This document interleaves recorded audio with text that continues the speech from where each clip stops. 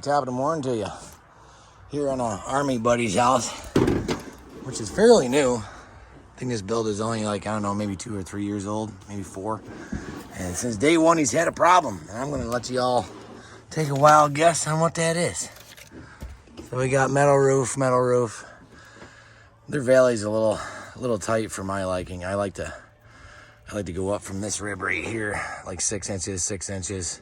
Then we get our foam in here, and you can see this foam is not happy anymore. So the guy's gonna have to take all that off. But look right here, this is the part that makes me kind of giggle. So all this water is coming down, and it's just gonna dive behind this guy. We got holes right here, and here's another pro tip for siding. This flashing right here, they just killed it right here on the edge of the steel.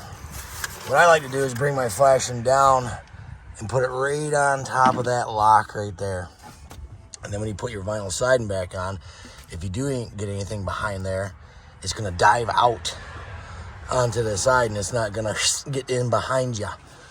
You know, and I'm not a fan of, you know, y'all have watched me enough where you know I like to use the zip board.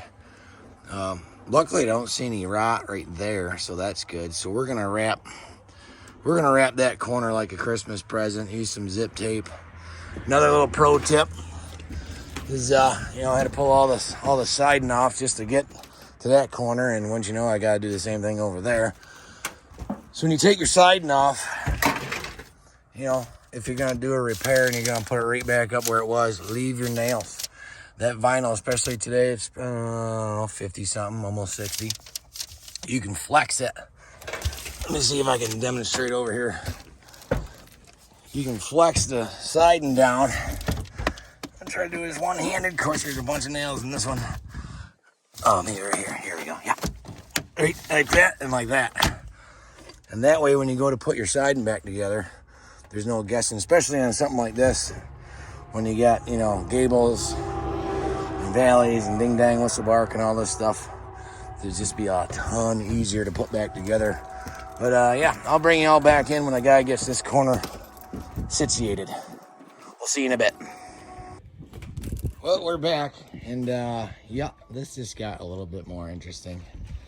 For those of you that don't know, you need a vapor barrier underneath steel. Steel will sweat during the winter and literally weep on the inside. My pole barn at home is just a storage barn, and it will literally leak in the winter, even though I know my roof isn't leaking just because of the temperature difference. So the guy's gonna have to go shopping because I can't leave that. That's not good. So I'm just gonna assume, because I can kind of see underneath here, and look at all this mess right here.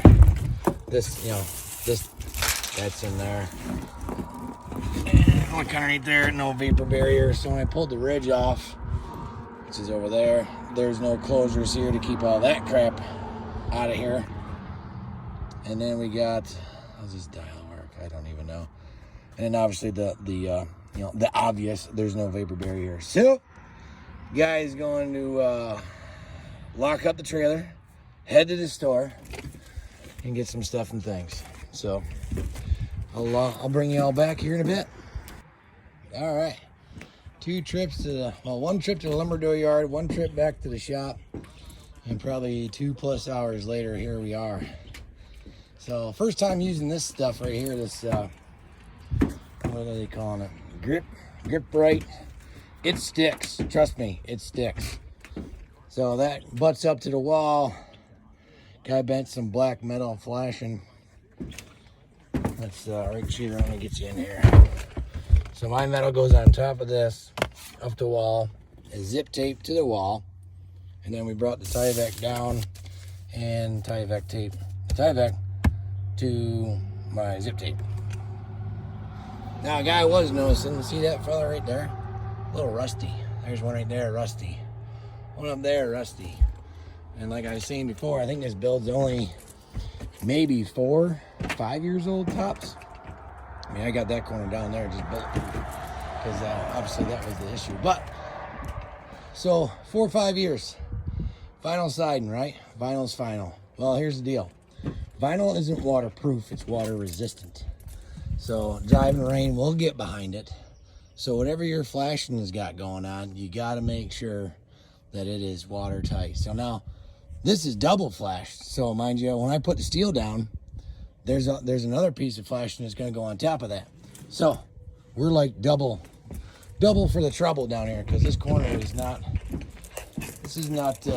you know, the best practice. The end of valley right there, boop, at the end of a corner. So got that as bulletproof as I can get it. Got a little bit more taping to do.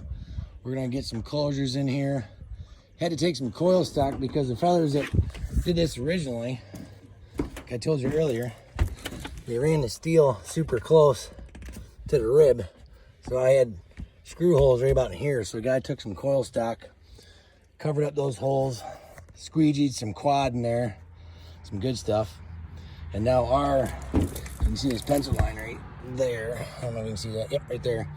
My foam is gonna go up there, and I've already cut the steel a little bit short, so we're gonna have, you know, a runway for stuff and things to go down.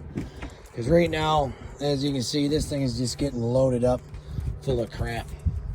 And unfortunately, I gotta have to put some, you know, they face screwed it right down here.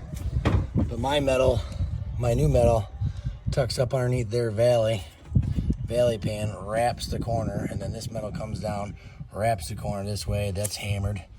Little pro tip, you know, if you're gonna use any type of silicone or anything like that, have it underneath metal. You don't want it exposed to the sun. That, you know, UV is no good for silicone. I always say, when in doubt, metal it out. So we're gonna get this side wrapped up today. I'll get this side and tidied back up, and maybe a little bit of side and back up here. And then tomorrow, since now a guy knows what he's getting into, we get to rinse and repeat on this side. Neat. So a couple little tips, little repair that ended up being a little bit larger repair than I imagined. And the other thing that I noticed, which I wasn't really happy with, I mean, yeah, it's 5/8, but I'm not a fan of OSB, as I call it, OSB, oriented strand board on the roof. And obviously they didn't even put a vapor barrier down. So you get any little water penetration on that stuff, it just turns to just mush. You know, just think of wet sawdust. That's what you get. So I don't like that stuff on if anything, what I really prefer to use is the 5/8 zip board. That stuff's bomb. But it's around, I think now, $58, maybe $60 a sheet. I'm not sure. I know the 1/2-inch stuff is going for a ridiculous amount. So there's this little feller. When the guy's done tomorrow, I'll shoot one more quick video. But appreciate you. We'll see you later. All right, everybody. Last video of the day. I'm gonna tidy up this little bit of siding right here. Got my outside corner on. I wanted to show you this little detail here I was talking about earlier. So there's my metal. That was right there to the lock, and then my zip tape. And then I even did the tie vac too. So if anything gets behind that siding, it's not going to continue on behind this. It will finally kick out and drool down the outside there. So just wanted to show you that, what that looked like. And then maybe we'll take apart the backside while the guy's here. I don't know. So we'll catch you later. Thanks. All right. I promise. Last video of the day, but y'all thought the front was bad. Moses sandal. We got just, this. And, I don't know what that, just silicone gob for days. Open stuff, open stuff. These right here, keeps the ice down, but we don't need, it don't need to go all the way over there. So I'm glad I'm diving into this tail end of this afternoon. It'll make tomorrow a little bit easier. So we'll get back to you.